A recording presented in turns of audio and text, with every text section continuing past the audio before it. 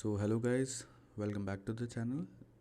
In the previous class, we studied about the organization that existed before the formation of Indian National Congress और किस तरीके से उन organization का development somewhat led to the formation of Indian National Congress.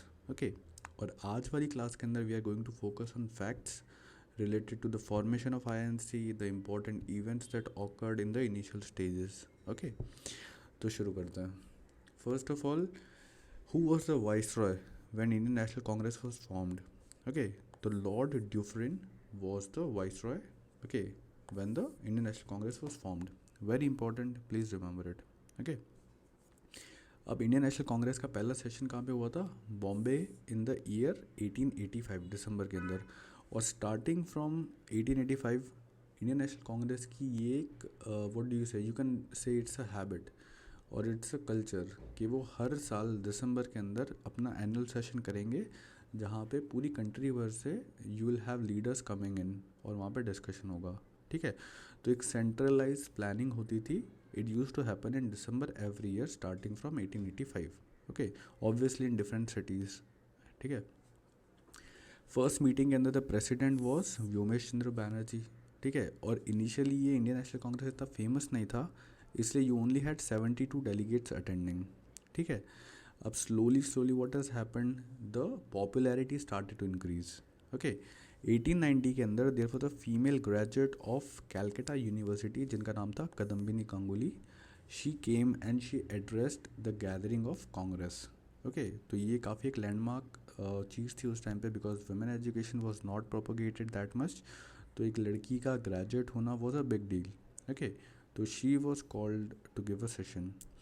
अब Indian National Congress के formation के अंदर you will have to study about safety valve theory.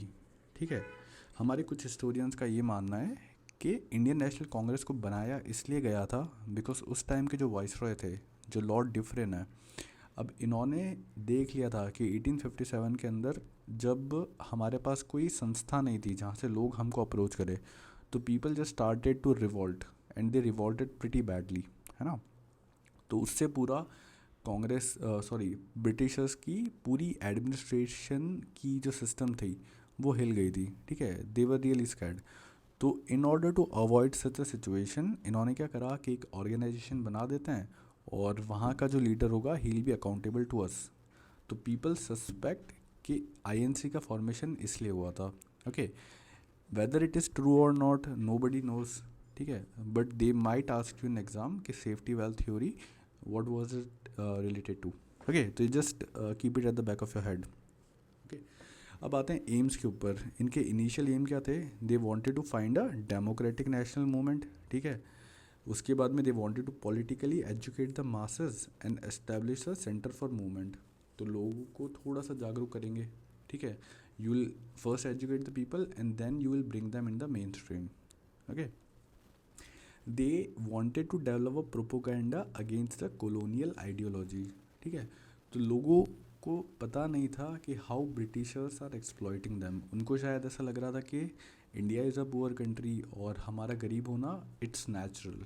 Okay, people didn't knew कि what was exactly the reason behind their poverty. तो वो चीज़ के बारे में वो लोगों को पढ़ाने लग गए. Okay, so this was done by Congress in the initial years. अब आता है फेज़ 1885 से 1905 का. ओके, तो ये जो 20 ईयर्स है ना, this is known as the moderate phase. Moderate मतलब इनकी एक्टिविटियाँ they were not very extreme. Okay, they were opposing the Britishers but in a very laid back and cultured manner.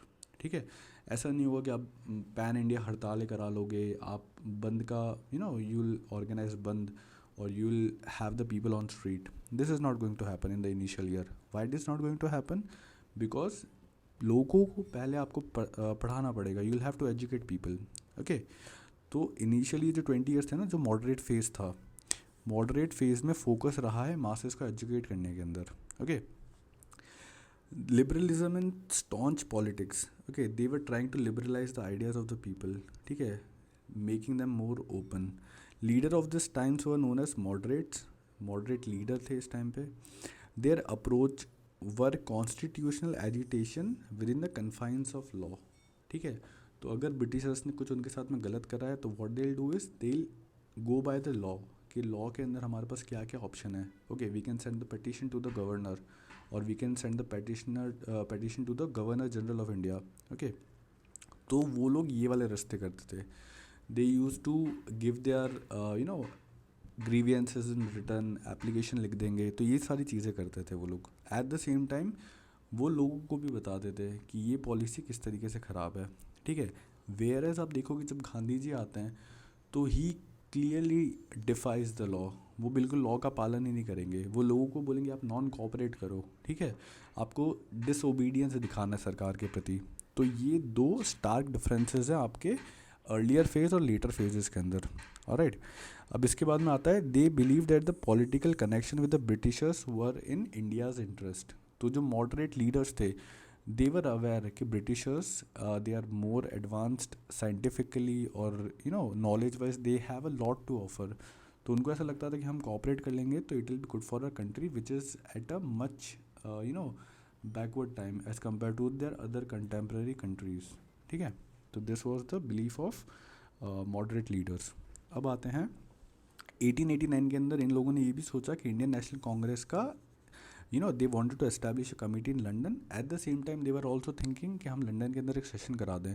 फिर इवेंचुअली होता है कि वहाँ पे जो उनकी सरकार के इलेक्शन होता है उसकी वजह से परमिशन नहीं मिल पाती. And later on this idea of having a Congress का session abroad was never revived. Okay, अब मॉडरेट्स का सबसे इम्पॉर्टेंट काम क्या है, वो है आपका economic critique of British imperialism. ये जो आपके Dadabhai Naoroji, okay, R C. Dutta and Dinshaw Wacha. अब क्या होता है यूपीएससी के अंदर they clearly ask the question कि who were the leaders who gave the drain of the wealth theory. ठीक है, तो आप इन लीडर्स का नाम ध्यान रखेंगे. अब इन्होंने क्या करा, ड्रेन ऑफ वेल्थ थ्योरी बनाई. इसके अंदर they explained to the people कि how Britishers were destroying the manufacturing that was happening in our country. उसको कैसे पूरी तरीके से नष्ट करके बर्बाद करके आपको खाली आपका रॉ कॉटन या रॉ मटेरियल है वो आपसे परचेज कर रहे हैं अपनी कंट्री में जाके. देवर मैन्युफैक्चरिंग गुड्स, और वो जो गुड्स बना के they're going to sell it in your country only. तो जो आपको पहले सस्ती चीज़ लोकली मैन्युफैक्चर करके आप खुद के लिए बना सकते थे वो चीज़ें डिस्ट्रॉय कर दी हैं, है ना. And they are making you pay more for the same stuff. तो आपका फ़ायदा तो नहीं हो रहा, it's only the Britishers who are earning more. तो सिमिलरली सिस्टमेटिकली पूरी सोसाइटी डिस्ट्रॉय हो रही थी. It was put forward by Dadabhai Naoroji, R C. Dutta and Dinshaw Wacha. Okay, और जब ये थ्योरी सामने आती है तो पीपल गॉट रियली एंग्री. तो ब्रिटिशर्स ने एक वेलबी कमीशन सेटअप करा था to inquire in the allegation that were given in the drain of wealth theory. Alright, और दादा भाई नौरोजी इस कमीशन के भी मेंबर थे. तो you have to remember that. अब आते हैं अर्ली नेशनलिस्ट की डिमांड क्या थी. Okay, so they wanted a reduction in land revenue, they wanted abolition of salt taxes, they wanted improvement in the working condition of plantation labour. उनकी हालत बहुत ख़राब थी. No labour law, no holidays. ठीक है, तो वो सारी चीज़ों को चेंज कराना चाहते थे. And they also wanted a reduction in military expenditure, क्योंकि यार हमारी कंट्री उस टाइम पे वी वर रियली बैकवर्ड. हमारे यहाँ पे कोई इंडस्ट्री नहीं थी. We didn't had health care, we didn't had schools, है ना. तो लीडर्स कह रहे थे you should spend money on development of society rather than building up military. और मिलिट्री बनाने के बाद भी ऐसा नहीं है कि आप इंडिया के लिए यूज़ कर रहे हो, you are using it for your own purpose which is not good. Okay, and later lastly they wanted an encouragement of modern industry through tariff protection. आप इंडिया से कुछ यूरोप के अंदर एक्सपोर्ट करना चाहते हो, ठीक है, फॉर एग्जांपल आपका मसलिन, धागा का मसलिन बड़ा फेमस है, आपको वो एक्सपोर्ट करना है यूएस यूरोप के अंदर या फिर कहीं भी, ठीक है, नेदरलैंड्स, XYZ कंट्री. तो वहाँ पे वो लोग आपकी गुड्स के ऊपर 200%, 300% टैक्सेस लगाएंगे. ठीक है, बिकॉज दे न्यू कि अगर आपका प्रोडक्ट वहाँ पे अवेलेबल होता है एट द मार्केट रेट तो ब्रिटिशर्स के लिए ये चीज़ अच्छी नहीं होगी, है ना, क्योंकि उनका गुड्स कौन खरीदेगा फिर. Eight the same time India के अंदर जब उनका राज था तो इंडिया के अंदर दे क्लियरली पुट 0% टैक्सेस. जो गुड्स USA के अंदर बन रहे हैं, जो ब्रिटेन के अंदर बन रहे हैं, उस गुड्स के ऊपर they were not putting up any sort of tariffs, कोई टैक्सेस नहीं लग रहे. तो ऑब्वियसली उनका गुड सस्ते दाम के अंदर अवेलेबल होगा, तो अपनी इंडस्ट्री या लोकल इंडस्ट्री के लिए दिस इज़ नॉट गुड, है ना। तो ये चीज़ को चेंज करना चाहते थे नेशनलिस्ट। अब इतनी सारी डिमांड्स थी तो ब्रिटिशर्स ने एक इंडियन काउंसिल्स एक्ट निकाला 1892 के अंदर, और उसके अंदर ट्राई करा कि they wanted to rectify certain errors. अब इसके अंदर करा क्या इन लोगों ने, the number of additional members, okay, democracy की डिमांड हम कर रहे थे तो इन्होंने ट्राई करा कि थोड़ा सा इनको खुश करने का ट्राई करते हैं। तो the number of additional member in the imperial Legislative council and provincial legislative council, basically state government और सेंट्रल गवर्नमेंट के अंदर जो लॉ मेकिंग बॉडी होती है उसके अंदर एडिशनल मेंबर की संख्या थोड़ी सी बढ़ा दी, just to make them happy. Okay, secondly इन्होंने क्या करा, non official members of Imperial Legislative Council. एक तो नॉन ऑफिशियल होते कौन है, there were two type of members in the council, एक होते थे ऑफिशियल, एक होते थे नॉन ऑफिशियल। तो official are the people who are writing the civil services वाला एग्ज़ाम, जो मिलिट्री से आते थे, ठीक है। और नॉन ऑफिशियल वो मेंबर हैं the people who get nominated, है ना। तो इन्होंने क्या करा, non official member of the imperial legislative council they would be nominated by the Bengal chamber of commerce, okay, yet the official retain the majority. तो आप कितने भी नॉमिनेट कर लो, अपने कितने भी अच्छे से अच्छे इंसान को नॉमिनेट करके भेज दो, वहाँ पे ऑफिशियलों वालों की मेजॉरिटी जो नंबर होगा वो ज़्यादा होगा, तो नॉन ऑफिशियल कुछ कर ही नहीं पाएंगे, ठीक है। They gave the freedom to discuss the budget, but आप उसके ऊपर वोट नहीं कर सकते, ठीक है। अगर बजट एक बार बन गया तो बन गया, you can't change it, okay. And they also gave a freedom to ask questions, supplementary question नहीं पूछ सकते। अब आपने एक क्वेश्चन पूछा, the officials would try to answer if you are not satisfied but you can't count a question. तो ये चीज़ भी ना, they were not satisfying the leaders, उन्होंने ये चीज़ की मांग नहीं करी थी, what kind of reforms you are giving it's not adequate, okay. तो ये सारी चीज़ें होती हैं। These reforms were criticize by Congress obviously, ठीक है, and they now demanded a majority of elected Indians and they control over the budget, ठीक है। तो ये और डिमांड करने लगे कि you are giving us and we are not satisfied with it, तो हमारी नहीं मांगे, ठीक है। अब नीचे ये दिया हुआ है कि who were the president, Dadabhai Naoroji, Gopal Krishna Gokhale, Tilak, they were the presidents of the Indian National Congress in the respective year that is mentioned, or they started demanding self-government, but they didn't include women in their movement, neither they asked for the right to vote. Moderate face has a very narrow social base, तो यहाँ पे जो मास था, आम जनता थी, they were playing a passive role, ये भी exam में आता है, ठीक है। तो स्लोली आप देखोगे कि 1905 के बाद में the character is going to change, कि कांग्रेस किस तरीके से फंक्शन करती है, ओके।